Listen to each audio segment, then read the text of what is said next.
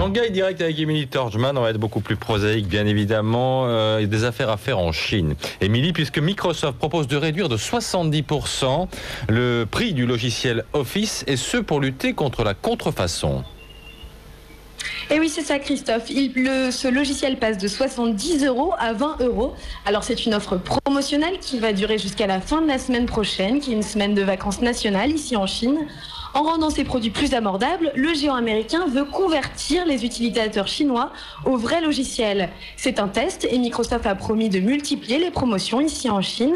En 2001, il avait déjà baissé le prix de son logiciel Windows Vista pour le même motif, lutter contre la contrefaçon. Le mois dernier, la police chinoise a arrêté le directeur du site internet Tomato Garden, où on pouvait télécharger des millions de versions pirates de logiciels Microsoft. Mais ce n'est que la partie émergée de l'iceberg, puisque les vendeurs de rue continuent de vendre à 1 € des faux logiciels Microsoft ou d'autres marques. On estime que plus de 80% des logiciels en Chine sont des faux. Et encore, c'est une amélioration puisqu'en 2003, c'était 92% des logiciels utilisés en Chine qui étaient des copies pirates. Émilie, où en est la lutte contre la contrefaçon en Chine ? Alors c'est toujours la grande question. La semaine dernière, lors de la réunion bilatérale Washington-Pékin, les deux pays ont encore remis la question sur le tapis sans proposer aucune solution.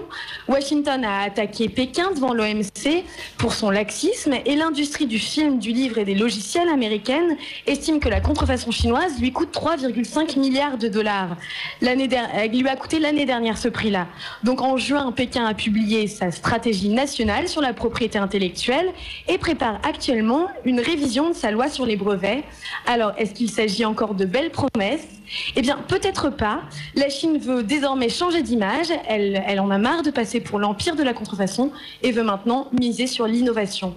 Merci Émilie Torgman en direct de Shanghai. Tout de suite, on passe au marché financier. Bonjour.